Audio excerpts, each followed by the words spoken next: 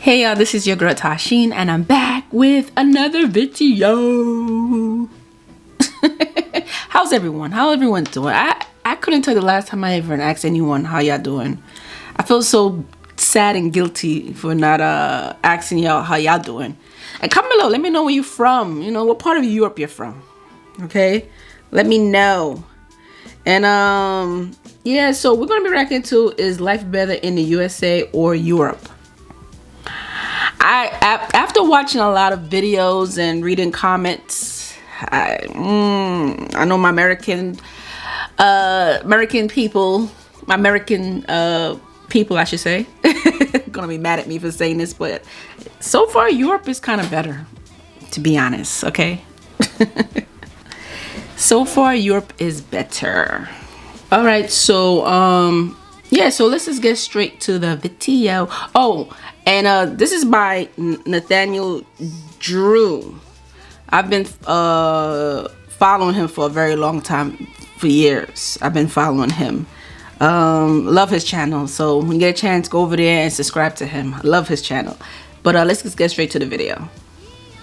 It turns out humans are not the same everywhere. Who you are is at least partially influenced by where you are. Your environment literally has an impact on you. And if you don't believe me, studies show this. And this is a dynamic that's influencing all of us, including me, as I've moved from one continent to another. The tug of war between the US and Europe is just so intriguing to me. It just feels like this endless battle between the new and the old world in the West. There's no right and wrong, obviously, when it comes to a discussion like this of cultural comparison. There's just trade-offs. It turns out that you can't have it all. I think the human race really benefits as a species from our differences. Plus, it's really fun to articulate the things that I'm seeing take place in the world. And so that's the inspiration behind this piece, comparing the life that I've lived for 19 years in the US to the one that I've lived for 5 years here in Europe, and how my view of things continues to evolve. Now, national stereotypes are nothing new, right? One of the easiest ones to point to is the idea that there's more introversion in Asia, for example. Generally speaking, massive generalization, and more extroversion in other places, like Brazil. There are exceptions to all generalizations, right? But there's also a grain of truth. You know, the jokes that we make about these sorts of things wouldn't be funny if they were completely inaccurate. If I were to say, oh, the US is a quiet country that is very respectful to all other nations and doesn't make a lot of noise, I lose all credibility, right? You just don't believe me because there's not really a lot of truth to that. Now, while I've already made a few pieces exploring cultural comparisons between different parts of the world, different countries and different regions, I want to dig a little bit deeper this time. Beyond superficial comparisons like, oh, Europeans use air conditioning a lot less than Americans. Yes, produce is a lot cheaper and a lot higher quality in Europe than in the United States. Yeah. Because the governments subsidize that sort of thing because people care about it a lot more. And yes, technology is a lot more affordable in the United States, partially because of taxation on imports, but also because as a society, there's more of an orientation towards innovation. And one of the ways that keeping up... Is that true? I always thought it'd be cheaper in Europe. I didn't know that. I don't know why I always thought that. Wow. What the Joneses manifests itself in the US is having the latest shiny thing. But I want to dig deeper into the character of these two continents and the trends that I'm noticing in people that live in these two continents. Oh my God, there's no lanes. There are no lanes. No Fair lanes. Warning, these are just my opinions. I am just sharing my observations that I see in the world and within myself. So take it or leave it. And if you disagree with something that I say, please feel free to share it in the comments. This is supposed... Yes. Feel free to share with everyone else, because it's gonna be people out there that's gonna disagree, and that's okay. It's okay, you know. It's supposed to be fun. I find this sort of thing fun. For every point I'm going to make here, I'm going to really try, despite my biases. Yes, I chose to live in Europe. Explore the positives and negatives here, because I think there are positives and negatives on both sides. Americans are known for their patriotism, literally thinking to themselves, we are the best. And that's definitely not everyone, but enough people do think that it's a real thing. This really cracks me up because, you know, that's got to be one of the fastest ways that I can think of to tick someone off. Like, who likes the guy who shows up at the party and won't stop talking about how they're the best? As That's I'm sure you kind of can true. tell, this really annoyed me quite a bit, having grown up in the U.S. but with immigrant parents. Yeah, it does annoy me too. Yeah, he's right though. You know, both of my parents are from Jamaica, so it's like you hear it a lot. You know, America is the best and all this stuff. So when you hear all that, it's like we're all not like that. We really are not. Okay, there are people who make it look like that all Americans act like that, but I know. A lot of Americans really believe this. And what doesn't help matters is the reality that a lot of people can point to the fact that the US is a world superpower. And look, there are a lot of really proud Europeans too, and maybe secretly they think they're the best. Okay. Yeah. But it is a little bit harder to make the argument that you're the top dog right now if you're Greek or Italian, when in reality your moment to shine came centuries ago. For the record, I don't think there's a best country. I don't think in those terms. I think different countries are good at different things. And I don't feel like quantitative measurements like GDP. He explained it better than me. I've been saying that a lot of my videos, that every country has a fault. Every country has its ups and downs. I mean, you might find some country a little better than the other, but at the end of the day, every country has its fault. No country is better than the other one. I mean, it might be good. You might be good in certain areas, but yeah. Say anything about the quality of a country. Now, the reason I bring all of this up is because of a weird feeling that I get when I return to the US. It's this feeling that I'm in the center of the universe, and obviously I know that's not the case, but the relationship between the US and Europe doesn't work the same way both ways. Here in Europe, there's a steady stream of news coming from the US, but when I'm over there, it feels like there isn't much talk about what's going on in the rest of the world unless something really big happens, like a war. Most mainstream media barely covers what's going on internationally, and unless you're a worldly American, and there definitely are some of those out there, you don't have very much of an idea of what's going on out there. In many ways, the US does feel geographically isolated. And maybe that's because the distance between Los Angeles and Las Vegas is bigger than the distance between Paris and London. It does feel like Europe is closer to a lot of the rest of the world. And because the distance is smaller, you can't pretend that there aren't neighbors all around you. France cannot pretend Germany isn't like right there. I personally believe this is a major factor in how we ended up with the stereotype that Americans are terrible at geography, world geography. Maybe also the stereotype that a lot of Americans are uncultured. And speaking of that, I've mentioned this so many times on my videos. I don't know where people get this from, that Americans don't know nothing about the other countries. It's crazy to me. I don't know who these people are. I really don't. And which one I used to hear a lot? Oh, Americans don't have passport. Most majority of Americans don't have passport. Like, where did that come from? I don't have no idea where that's coming from. I don't know, because the Americans I know have passports. I have a lot of course, well, I'm American, so of course I have a lot of American friends, American family, you know, and most of them have a passport.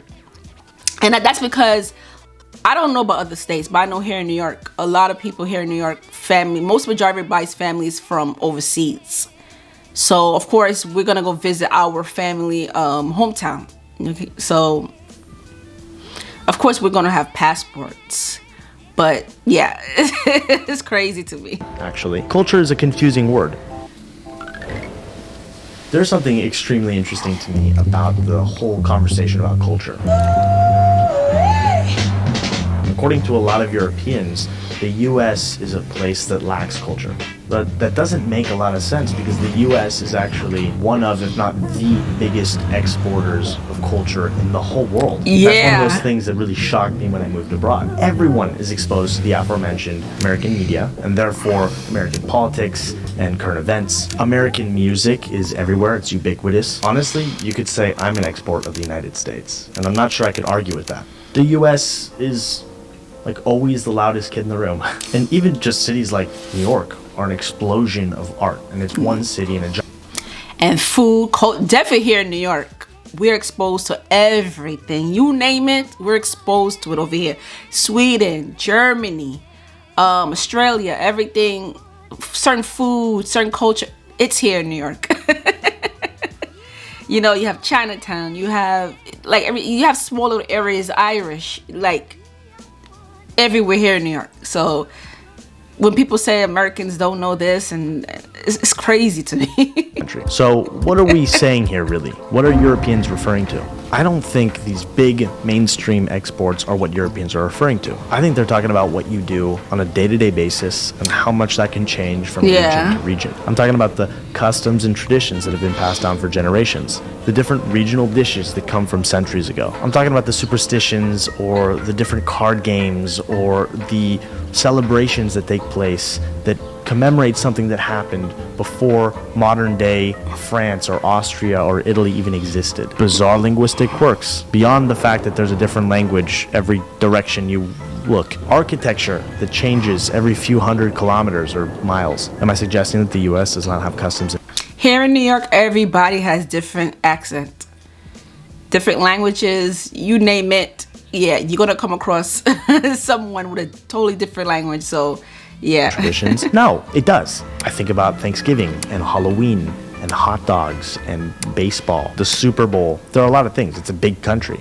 But one thing all of these things have in common is that they stretch across the entire expanse of the country. The US, for better or for worse, is associated with uniformity and scale. Maybe that's just a facet of being such a young country. For better or for worse, Europeans see the KFCs and the Starbucks that are dotted across all of their major cities, and they see that as the mark of the US and how it operates. Now, a lot of Americans know this, and some even criticize this, right? But it's still happening. I just personally have a sinking feeling when I see the same exact strip mall in any state that I might go. And it does feel like the only way I can see the same thing in Hungary and Spain is if I go to a major chain, a lot of which are American. Again, maybe this is because of size, you know? A 4-hour train ride can take you to any one of like 7 countries in Europe, and you're lucky if a 4-hour flight will take you outside of the US. Oh, I would love that, to be able to travel to different countries, just taking a train. And I think a lot of Europeans take pride in this cultural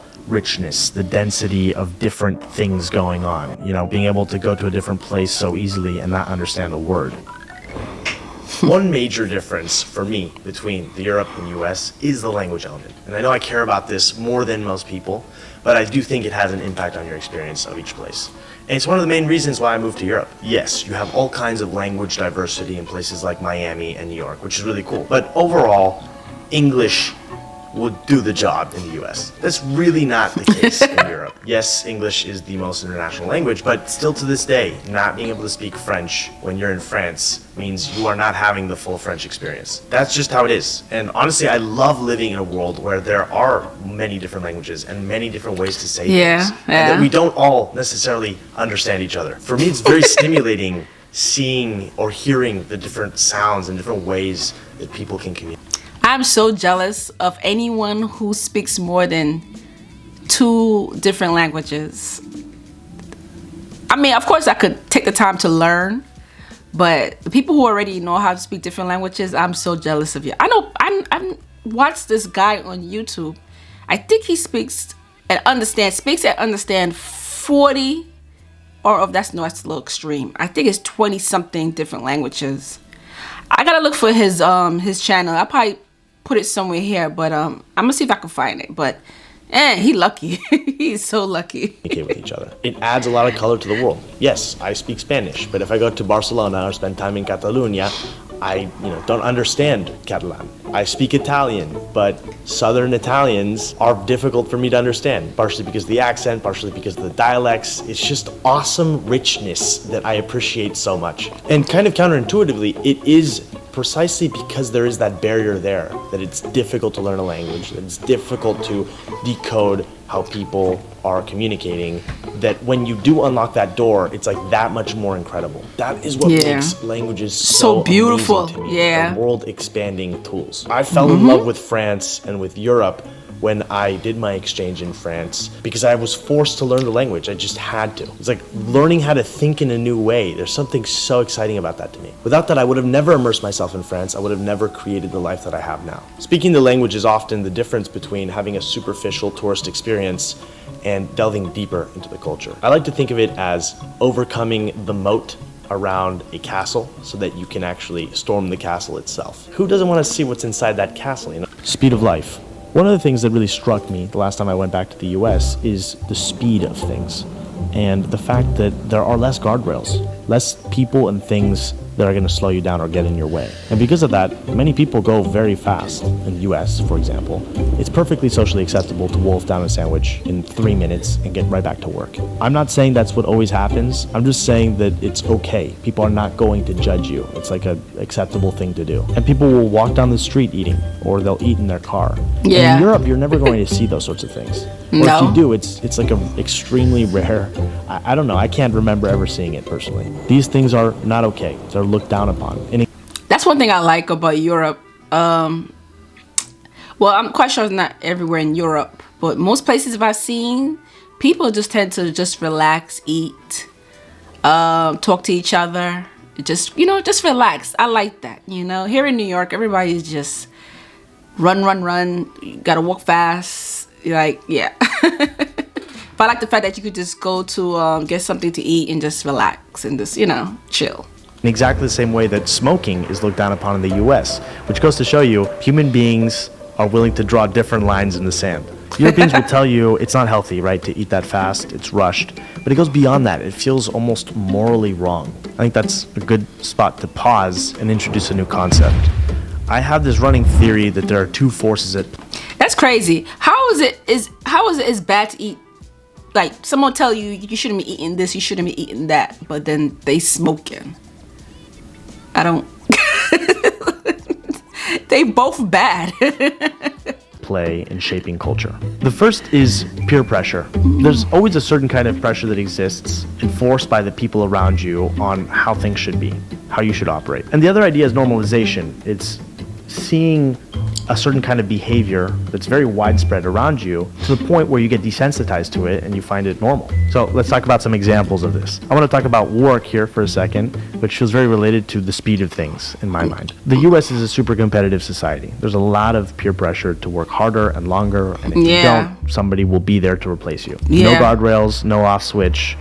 So it leads to a more imbalanced way of living, I find. This leads to very depressing. The dynamic where there's very little vacation time, and not just that, people don't take that vacation time. You're lucky to get even a couple of weeks, but it's been normalized to not even necessarily take that time. That becomes a sort of like self-perpetuating.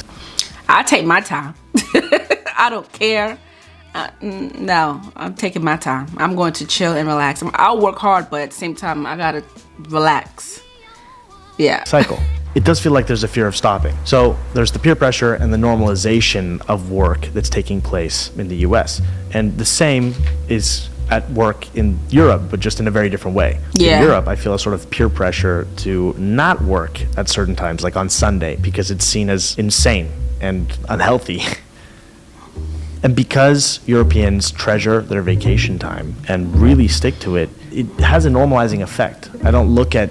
I love that.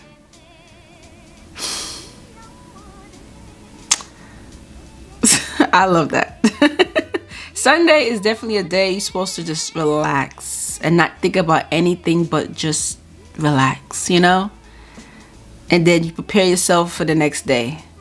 There's nothing wrong with that. It makes your workers want to work even more because they're ready, relaxed already, so now they're ready to go back to work.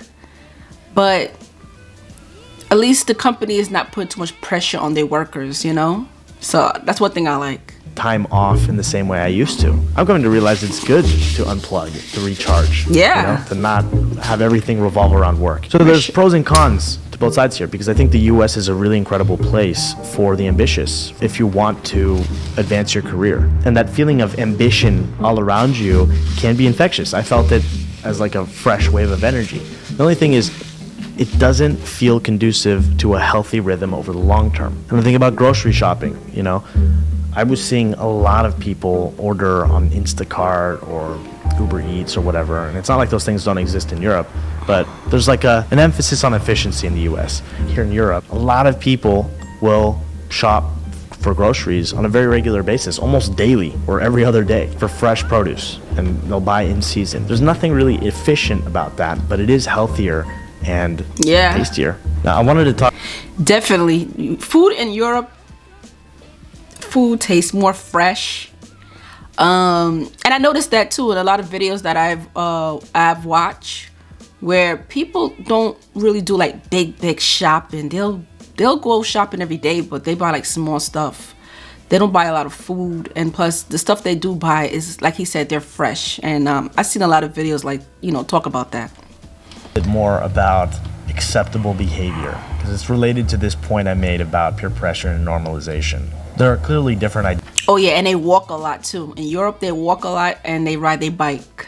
That's very healthy. Thing to do every day. It's about work, but also just what is acceptable behavior in general. I find that there's a lot more of an anything goes kind of attitude in the US than in Europe. Growing up, each year there would be a pajama day, which was this really fun day where you'd go to school in your pajamas. I did this when I was like 11, 12 years old. And I'm not sure what happened. Maybe this has always been the case and I didn't realize it, but it really struck me that I will see adults, full-grown adults, walking around in pajamas in the US. I saw it when I was there just a few weeks ago. I have never seen that. That's crazy. In fact, it's funny, the opposite's taking place here in Paris, where women in my life in particular will come and visit, and they feel they cannot go out without dressing well, because Paris is such a capital of fashion. It's so crazy because I remember back in the days, everybody, the men and the women, they used to always make sure they look good before they go to the supermarket. Now it's like people just don't care anymore. They just dress any way they want. So looking good, I guess. I do draw a link. I don't know how related they are, but in my mind they're connected, between this casualness and the American dream. You're allowed to dream about things that feel ridiculous or impossible. And maybe that contributes to the startup culture that exists in the US, the entrepreneurial spirit, and of course, I should say there's nuance there. There are differences between the coasts of the United States and the middle of the country. There are differences across the different countries in Europe on this particular issue and all issues. But still, I feel a different vibe when I'm here in Europe. And I have found that this has had a positive effect in my life. This is one thing I'm really grateful for from my time in the US. It's this mindset of like going for it, taking risks, and figuring out a lot of the rest later on. Look, I'm aware that there's a lot of psychoanalyzing going on here.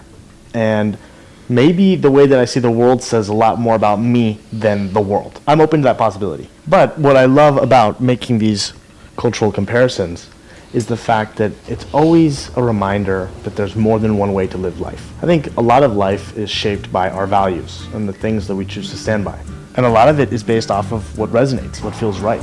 If you have the privilege to travel or to move to another place, it can be a world-expanding experience. But even if you can't do that, being aware of the biases inherent in living in a particular place, because there are always biases, can lead to a richer, more well-rounded experience of life, I think. Life is full of trade-offs, but I do believe in the power of picking and choosing what works for you. You deciding what your trade-offs are to the extent that you can. I really try my hardest to embody the best of all the places that I've ever lived in. It's just fun, I guess, to see how different groups of humans operate. And I think we can better appreciate the world with contrast. Yeah. Anyway, I hope this gave you some food for thought. And thanks for watching. There you go. That's my boy, Nathaniel.